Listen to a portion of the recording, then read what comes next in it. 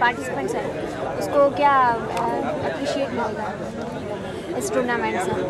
मेरे ख्याल से एक तो कि यहाँ से जो अच्छे अच्छे खिलाड़ी होंगे वो नज़र में तो आएंगे, हमारे गुजरात की टीम बन सकते हैं। खास करके राजकोट का जो एसोसिएशन प्रमुख है, फुटबॉल एसोसिएशन प्रमुख, वो हाजिर है, तो राजकोट का टीम तो बनेगा और बाद में जाकर के गुजरात की टीम और इंडिया में भी रिप्रेजेंट कर सकते हैं। ये हमारा शुरुआत है। और नेक्स्ट इंटरनेशनल लेवल पे ले जाने के लिए मतलब आप कैसे प्रोत्साहित करोगे?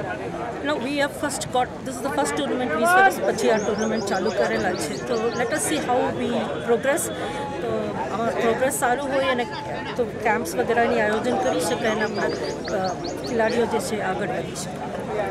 જેટલા બી પાર્ટિસિપન્ટ્સ છે મેસેજ આપવા હું એટલું આઈ વોન્ટ ટુ ગીવ ધેમ એક જ મેસેજ આપવા માગું છું કે જે પણ રમત હોય એને પેશનથી રમવાનું છે, એક દિલથી રમવું, હાર જીતના વિચાર ના કરીને આપણા જે છે ગેમને એક લોકપ્રિય ગેમ બનાવે તો પછી આપણા વધારે લોકો આ ગેમને જોવા આવશે તો આગળ વધી શકાય.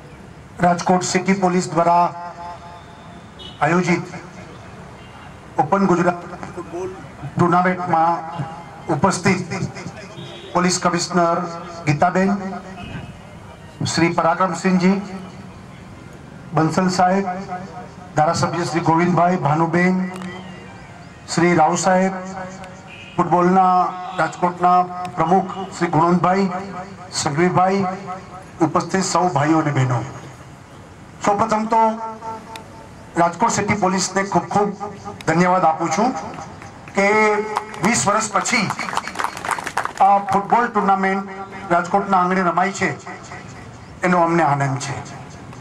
હમણાં હું બેન સાથે વાત કરતો હતો ત્યારે રાજકોટ કોર્પોરેશનમાં અમે લોકો જ્યારે હું ચેરમેન હતો, આ ફૂટબોલ ટર્ફ ગ્રાઉન્ડ અને હોકી ટર્ફ ગ્રાઉન્ડ એ ત્યારે એટલા માટે જ બનાવ્યું હતું કે ક્રિકેટ સિવાય બાકીની રમતો પણ ખૂબ ઉત્સાહથી રમાય અને ગુજરાતના સ્પોર્ટ્સમેનોને તક મળે અને એના માટે આ વ્યવસ્થા કોર્પોરેશન દ્વારા કરવામાં આવી હતી. ઓપન ગુજરાત ટુર્નામેન્ટમાં ઉપસ્થિત સૌ ખેલાડીઓને ખૂબ ખૂબ શુભેચ્છા પાઠવું છું. બેને પણ જે વાત કરી કે પરિણામ હાર જીત મહત્વનું નથી, પણ એક ઉત્કૃષ્ટ દેખાવ આપણે પણ એમ થાય કે સરસ રહીમાં પરિણામ જે આવ્યું હોય એ પ્રકારની આખી લાઈવ ટુર્નામેન્ટ બને. ઇવન એક બે ગેમ રમાયા પછી ગામને પણ ખબર પડે કે ખૂબ સારા ખેલાડીઓ છે તો મોટી સંખ્યામાં લોકો અહીંયા જોવા આવે અને ફાઇનલ અતિ જેને કે ઇન્ટરેસ્ટેડ બને એવી સૌને શુભેચ્છા. સાથે સાથે 10 વર્ષ સુધી તો પરાક્રમસિંહે જવાબદારી લીધી છે, પણ રાજકોટ તૈયાર છે કઈ આ વસ્તુને સારામાં સારી રીતે આ વખતે ઓપન ગુજરાત છે, ઓપન ઇન્ડિયા પણ બને અને અહીંયા આ પ્રકારની રમતો રમાય અને પ્રજાને જોવાનો લાભ મળે.